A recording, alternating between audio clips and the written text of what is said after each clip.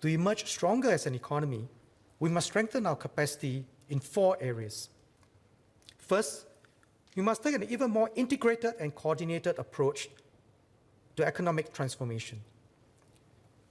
In our system, tripartism, the government, businesses, and the labor movement working together has been a tremendous source of strength. 2 years back, as chairman of the National Research Foundation, I visited the Netherlands to learn more about their triple helix model of innovation, where government, businesses, and academia work together to build knowledge, test prototypes, and scale innovation. Like some research triangles in the US, the Dutch have done well. This model is being expanded to incorporate other dimensions, such as societal responsibility and environmental protection. In essence, the economy is very complex in how it allocates resources, generates innovative ideas, and in how returns are distributed across multiple stakeholders. While there is a competitive element in this, there are also benefits to be gained from working together for shared prosperity. Singapore can build on our tripartite partnership to be a test bed that creates deeper linkages with an expanded list of stakeholders, including our education and research institutions, our community groups, and interested partners from around the world. By doing so, we can create good jobs for our people and new opportunities for our entrepreneurs. Second, we must redouble our efforts to develop everyone to their fullest potential. In this way, our people can take on new opportunities and flourish in their chosen fields. We need a holistic approach for this that spans the lifetime of individuals, from birth to preschool to schools, all the way to lifelong learning as part of Skills Future. I'm glad that our workers are embracing upskilling, with about 500,000 taking part in Skills Future programs last year. And we have to explore new possibilities for developing our people fully. Studies in Singapore by Professor Chong Yap Sing show that the physical and mental health of women during pregnancy affects the brain development and behaviors of their babies. Ongoing clinical studies will assess if nutrition and other measures taken during pregnancy and early childhood are associated with better outcomes in both mothers and their children. The National Research Foundation is expanding on this by supporting research programs that address a broader goal of enhancing human potential through measures during pregnancy and childhood, including nutrition, parenting and learning, and later in our studies on how adults learn, how people learn. Third, we must strengthen our pathfinding capacity to find new spots, new bright spots, amid economic disruption. 4 months ago, we set up the Emerging Stronger Task Force to identify and seize new opportunities in emerging trends. The task force has made good progress and commissioned 7 alliances for action. These industry-led coalitions to pilot ideas quickly represent a new action-oriented approach to pursue specific growth areas. The ideas being explored are promising. They range from environmental sustainability to smart commerce, supply chain digitalization, and the use of robotics.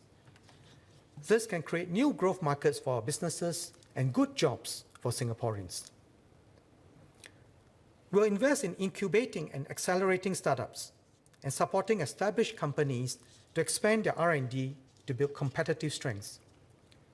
Such a vibrant innovation ecosystem will build up our pathfinding capabilities. Fourth, we must find new ways to be a vital node with rich and deep interconnections with the rest of the world. As a small city-state, being open is our strength and opportunity. Unlike other major cities, we do not have domestic hinterlands that buffer us against shocks. We cannot take for granted that in a post-COVID-19 world, we can continue to be the same kind of hub that we used to be. We must therefore forge new forms of connections, such as digital economy agreements, while deepening our linkages with regional markets to ride on Asia's potential. We must also remain open to investment and talents from around the world. In this economic climate, we understand that many Singaporeans are anxious about their livelihoods. Our starting point is that our economic strategies must serve the interests of Singaporeans. The foreign investments we attract must create meaningful jobs for our people and strengthen our corporate ecosystem. Singaporeans must receive fair consideration at the workplace, a point which Mr. Patrick Tay has just emphasized. We are therefore adapting our manpower policies, including our employment and S-Pass policies, to the changing circumstances, to ensure that Singaporeans' interests are upheld. But to emerge stronger, we must resist any temptation to turn inwards. We cannot close ourselves to the world or make foreigners unwelcome in our society. We must always serve the interests of Singaporeans.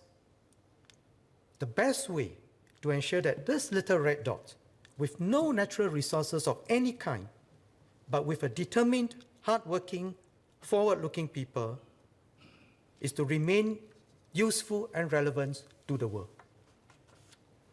We do this by keeping our economy vibrant and competitive, so that Singaporeans and other people choose to be here, to invest and do business, thereby creating good jobs and opportunities for all of us. Mr. Patrick Tay just spoke about ITM 2.0, and I thank Mr. Tay for mentioning about the ITM efforts. In fact, even in ITM 1.0, there is an explicit linkage between the various components of what we do in developing our people and in the job creation.